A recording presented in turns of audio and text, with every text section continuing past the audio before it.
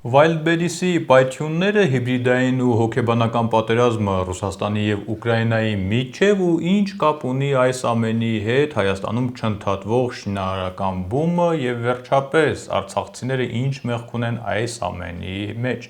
Եթե թեման խառն ու հետաքրքիր թվաց, շնորհավորում եմ, դուք ճիշտ եք, իսկապես այդպես է, թեման խառն է ու հետաքրքիր։ Ողջույն, ես Նորայր Հովսեփյանն եմ, սրանք այսօրվա հիմնական թեմաներն են, բայց մինչ սկսելը շնորհակալություն եմ հայտնում YouTube-յան իմ ալիքի հին ու նոր բոլոր բաժանորդներին, եթե դեռ չեք բաժանորդագրվել, սիրով հրավիրում եմ, իսկ այս նախաձեռնությանը աջակցելու համար շնորհակալ եմ Իվան Ավանեսյանին։ Ուկրաինական անօդաչու թռչող սարքերը վերջին օրերին կրկին հարվածել են Wildberries-ի լոգիստիկ ենթակառուցվածքներին, այս անգամ Կրասնոդարի և Սարատովի երկրամասերում։ Դրանից մի քանի օր առաջ թիրախ էին դարձել Տամբովի և Մերձմոսկվայի պահեստային համալիրները։ Ռուսական աղբյուրները հաղորդում են հրդեհների, տուժածների և լոգիստիկ աշխատանքի ընդհատումների մասին, մինչդեռ ուկրաինական կողմը պնդում է, որ թիրախավորել են օբյեկտներ, որոնք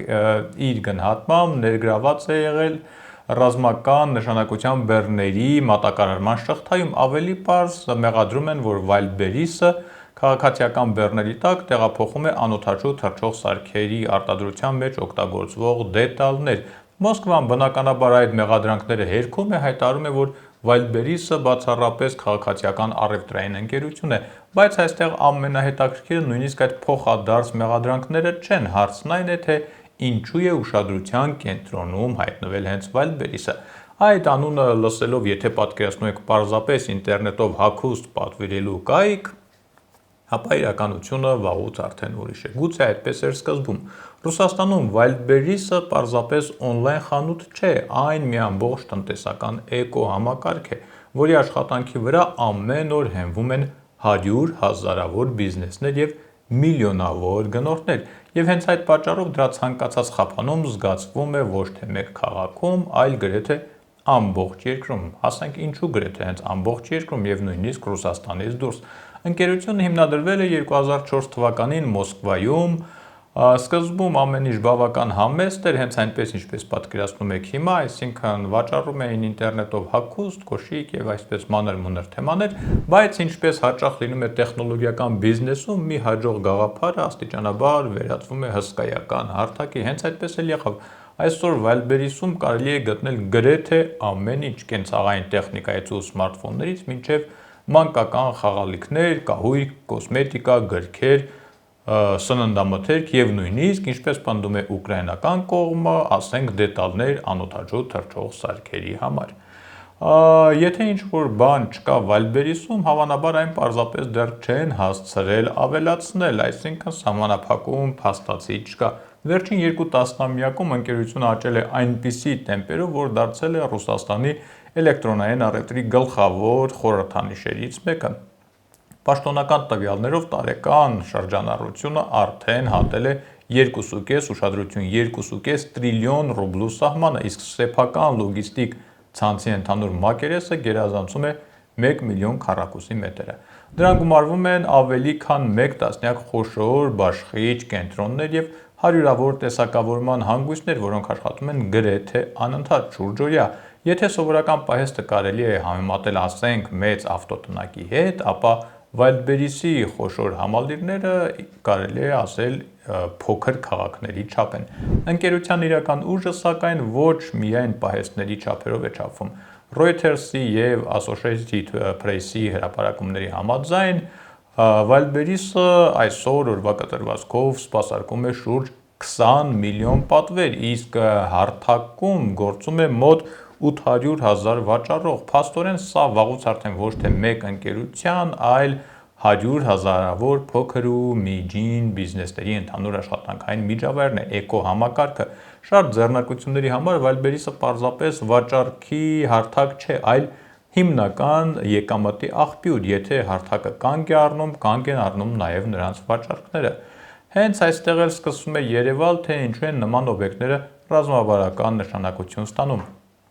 Պատերազմներում, ժամանակակից պատերազմներում վաղուց միայն կամուրջներն ու երկաթուղիները չեն կարևոր։ Այսօր նույնքան կարևոր են նաև թվային հարթակներն ու լոգիստիկ ցանցերը, երբ մեկ պահեստով օրական անցնում են 100,000-ավոր պատվերներ, այդ պահեստը արդեն պահեստ չէ, այն տնտեսության արյունատար անոթներից մեկն է և եթե այդ անոթը վնասվում է, հետևանքները տարածվում են շատ ավելի հեռու, քան հարվածի կետն է։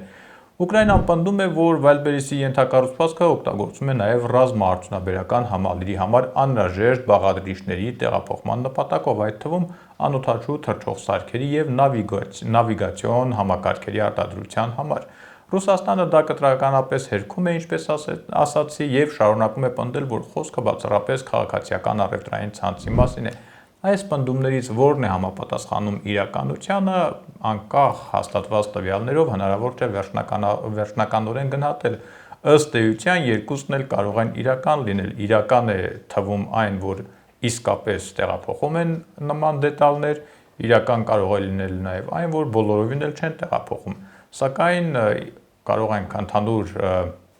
իրավիճակի մեջ պատկերացնել այնպես, որ սա խոշոր հաշվով բան չի փոխվում։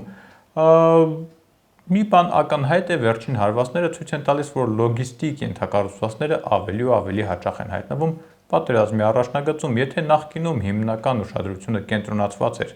նավթամշակման գործարանների, վառելիքային բազաների կամ ռազմական օդանավակայանների վրա, ապա այժմ թիրախների ցանկը կարծես ընդլայնվում է, տրանսպորտային ու լոգիստիկ հանգույցները դառնում են նույնքան կարևոր, որքան դասական ռազմական օբյեկտները, իսկ նման փոփոխությունը կարող է զգալի ազդեցություն ունենալ Ռուսաստանի ներքին առևտրի և մատակարարումների կայունության վրա։ Կա նաև մեկ այլ ավելի հոգեբանական կողմ, երբ հարված է հասցվում նավթային գործարանին, դրա հետևանքը շատերի համար արտահայտվում է միայն բենզալցակայանում մի քանի ռուբլով թանկացած վառելիքով։ Դա կարող է գուցե շատերի համար անմիջականորեն և կրիտիկական կերպով զգալի չլինել։ Իսկ երբ խնդիրներ են առաջանում այն հարթակում, որտեղ մարդիկ գրեթե ամեն օր ինչ-որ բան են պատվիրում, պատերազմի ներկայությունը անմիջապես մտնում է յուրաքանչյուրի առօրյա։ Հետաձգված առաքումներ, չեղարկված պատվերներ, բիզնեսի կորուստներ, աշխատողների անորոշություն, անապահովության զգացումը դառնում է շատ ավելի անմիջական և շատ ավելի անձնական։ За одну ночь сгорело все. 250 тысяч квадратных метров. 7,4 миллиона единиц товар в сутки просто в пепел. И прямо сейчас тысячи селлеров не понимают, что с их товаром, будет ли компенсация и что вообще делать дальше. Սա ռուսական հասարակության նյարդն է։ Ուկրաինան այսօր հարվածում է հենց այդ նյարդին։ Մարդիկ պատերազմը զգում են իրենց տանը, ընդ որում միլիոնավոր մարդիկ, օրվա կտրվածքով միլիոնավոր մարդիկ։ Անապահովության զգացումը ամենուր է, ապահովության զգացումը կորում է ու հազարավորները իրենց կորուստների մասին գրում են, տեսանյութեր են տարածում, բազմապատկելով հասցրված հարվածի տեղեկատվական էֆեկտը։ Ասում է ուզում եմ Wildberries-ում վաճառքներ մեկնարկեմ։ Ինչից սկսեմ։ Ասում է սկսիր հակաօդային պաշտպանություն ուսումնասիրելուց եւ հոգեբանական աջակցություն սովորելուց։ Հայաստանը Wildberries-ի առաջին արտասահմանյան շուկաներից էր։ Ընկերությունը մեր երկրում սկսեց գործել 2018 թվականին սկզբում բացելով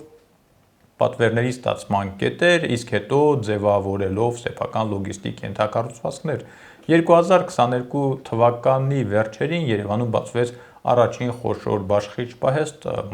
շուրջ 2500 քառակուսի մետր մակերեսով։ Մեկ տարի անց գործարկեց երկրորդ արդեն ավելի մեծ կետը 7200 քառակուսի մետր տարածքով։ STAF-ի տվյալների համաձայն Wildberries Armenia-ում այսօր աշխատում է մինչև 1500 մարդ։ Թվերը կարող են լինել տարբեր, կարող ենք հանդիպել ընդհուպ մինչև 500, բայց ինձ թվում է ամեն դեպքում սրանք այնքան էլ համեստ թվեր չեն։ Այսօր հայկական արտադրողները Wildberries-ի միջոցով իրենց ապրանքները կարողանում են ներկայացնել ոչ միայն Հայաստանի, այլև ընկերության մյուս շուկաներում։ Այս առումով Wildberries-ը Հայաստանի համար պարզապես առցանց խանութ չէ, այն դարձել է նաև լրացուցիչ արտահանման հնարավորություն, իսկ վերջին հարձակումները մեկ անգամ ևս հիշեցնում են, որ նույնիսկ այն ընկերությունները, որոնք առաջին հայացքից զբաղվում են ընդհանրապես առցանց առևտրով, ժամանակակից աշխարհում վաղուց դարձել են շատ ավելի մեծ համակարգի մաս։ Ինչ վերաբերում է ներմուծումներին, ապա հիմնական մասը ներմուծումների բնականաբար ապահովում է Վայլբերիսի ռուսական լոգիստիկ կենտրոններից, այնպես որ այդ կենտրոններում արձանագրված ցանկացած խափանում կարող է շղթայական ռեակցիայով ժամերի ընթացքում զգացվել նաև Հայաստանում, թե տրամադրությունների, թե կորուստների, թե դրանից բխող մյուս հետևանքների մասով։ Հիմա կասեք, թե ինչ կապ ունեն այս ամենի հետ արցախցիները, ինչպես եւ մեր զրույցի սկզբում նշեցի։ Պարզվում է, որ անմիջականորեն կարող ենք ենթադրել, որ այս հարթակում Արցախից եւ վաճառողներ կան եւ գնորդներ, կարող ենք ենթադրել եւ բոլորովին էլ չենք սխալվի, բայց կա մի ավելի ցավոտ կետ, կա մի կետ, որտեղ արցախցիները ավելի անմիջական կզգան Վայլդբերիսին հասցված հարվածների հետևանքները, երբ Ռուսաստանում շարքային մարդկանց շրջանում անհանգստությունը աճում է, շատերը սկսում են Հայաստանը դիտարկել որպես բնակության այլընտրանքային վայր, ավելի պարզ սկսում են հետաքրքրվել առնվազն Հայաստան գալու հեռանկարներով, ուշադրություն դարձնենք, դեռ չեմ ասում գալիս են, այլ ասում եմ դեռ միայն սկսում են հետաքրքրվել, բայց հավատացեք, անգամ միայն այդ հետաքրքրվելը բավական է, որ հայաստանյան շուկայում բնակարանների վաճառքի կամ վարձակալության գները սկսեն ձգվել դեպի վեր, իսկ դա այսօր բնակարան վարձող կամ գնող արցախցիներին հաստատ պետք չէ։ Այսպիսի խառը պատմություն, որի տուժող կողմերից մեկը ակամա դարձել են կամ վստահ եմ կդառնան արցախցիները։